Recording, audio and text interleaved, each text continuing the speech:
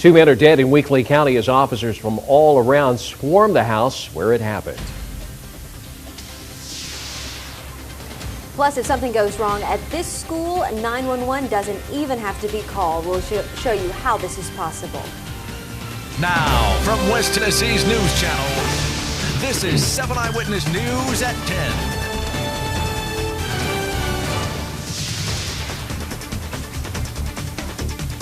We begin tonight with breaking news out of Greenfield, where Weakley County deputies are investigating a double murder. Thanks for joining us. I'm Brad Douglas. And I'm Kelly McAllister. Investigators tell us they've arrested the man responsible, but questions remain like why, especially when you find out who he's accused of killing. WBBJ 7 Eyewitness News reporter Heather Mathis is just back from Greenfield and joins us now live with the story. Heather? Brad, Kelly, investigators are still on the scene. The apparent double homicide happened around 4:30 this afternoon. It happened at a house along Shade Bridge Road, just a half-mile outside of Greenfield. Sheriff Mike Wilson could confirm to me that 40-year-old Eric McAllister has been arrested, accused of murdering his father, David McAllister, who died after being hit by a vehicle, and 52-year-old Timothy Betts, who died from gunshot wounds. Investigators are releasing little information on a possible motive, but did say Eric McAllister also had gunshot wounds. Right now, Eric is in the Weakley County Detention Center, but no charges have been filed. Of course, we're trying to take care of the evidence, and we're going to be interviewing witnesses, and that's all I know right now.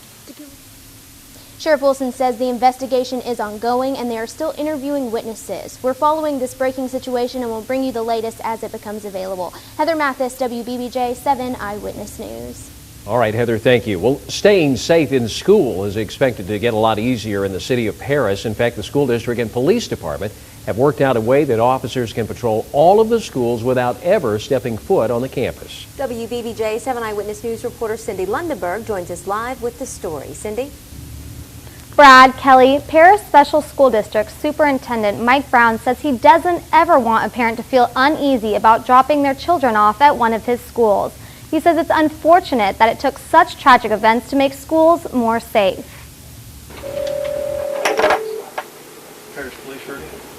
In an emergency, Superintendent Mike Brown says it only makes sense to get first responders to a scene as quickly as possible. We're very happy that we're in the front end of this. We try to be real progressive and proactive in how we provide for the safety of our students. The Paris Special School District is the first school district to have school cameras in all 3 of its schools that are directly connected and monitored by 911, 24 hours a day, 7 days a week. Henry County 911 Dispatch says these cameras will cut down response time and make the giving and receiving of information effortless. Here in Paris Special School District, Superintendent Mike Brown says he hopes installing cameras like these will make parents, faculty, and most importantly, students feel safe while they are at school. Brown believes the cameras will make the 1,700 students and 250 employees in the school system feel more secure. But Paris police say it could also help protect law enforcement during school emergencies as well. With this type of system, we have the potential to be the eyes and ears of the officer. Brown says these cameras can be monitored 24/7 on portable devices, protecting the schools from vandalism and break-ins. He says these measures are necessary because if a child doesn't feel safe, they won't be able to learn. Can't put a dollar amount on what you have to do to protect our children. The cameras will begin being monitored by 911 next month. The Henry County School District is also beginning the process to also have their cameras surveyed by emergency responders. Cindy Lundeberg, WBBJ 7 Eyewitness News. Cindy, thank you. Well, it's been now exactly 1 week since a string of storms pushed through West Tennessee, leaving a path of destruction and several people without jobs. Hooper's Sawmill in Tune was one of the hard-hit businesses that was forced to shut down. It's back up and running now, at least partially. Owners tell us 36 of their 49 workers are back on the job. They estimate the damage to the building and equipment at more than $500,000. They say it could still take weeks before the company is fully functional. It'll be a while before the grading system will be back going. So it's we're just trying to survive right now and give men work. Owners of Hooper Sawmill say they're expecting to have some of their employees working within the next 2 weeks. Well, there is help available for storm victims who are still struggling. In fact, First Baptist Church in Finger is offering a helping hand. They're giving away things like clothing, non-perishable foods, and household items, all of which have been donated. The giveaway started today and runs through Friday at the National Guard Armory in Henderson. The hours are from 9 in the morning until 2 in the afternoon. For more information or to make donations, look in the Scene on 7 section of our website, WBBJTV.com.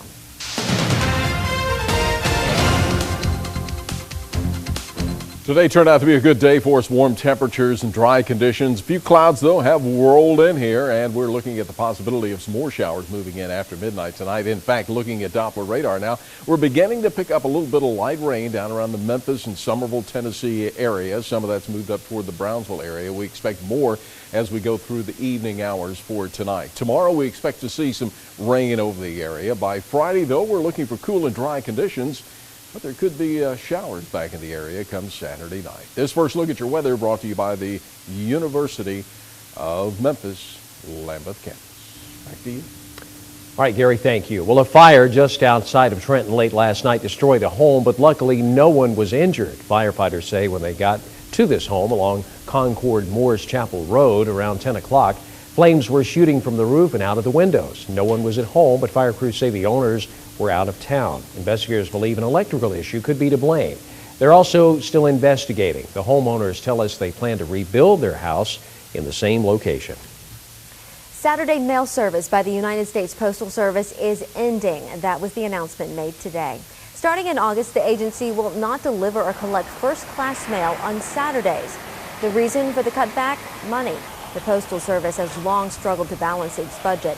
The move is expected to save the Postal Service billions of dollars. West Tennesseans we spoke with today had mixed feelings about the decision. I never thought I would see the day that we would have no mail delivered on a Saturday, really a day without mail. I don't see that Saturday delivery is going to be a problem if they turn it off. A spokesperson in Tennessee told us this afternoon it's too early to tell how many jobs in West Tennessee could be affected. USPS has been delivering mail on Saturdays for 150 years. Well, by all accounts, today's job fair hosted by the Goodwill Career Solutions Center was a complete success. Hundreds of West Tennesseans took part. It was the first job fair that Goodwill hosted at its new facility in North Jackson.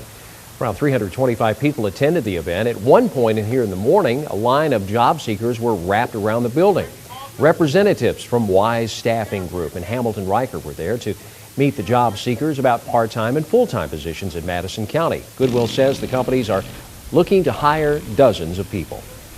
Well, if you're looking for a job and want to say you work with the area's only professional athletes, the Jackson Generals are hiring. Get your resume ready because the AA team for the Seattle Mariners will begin accepting applications for part-time and game day positions next week.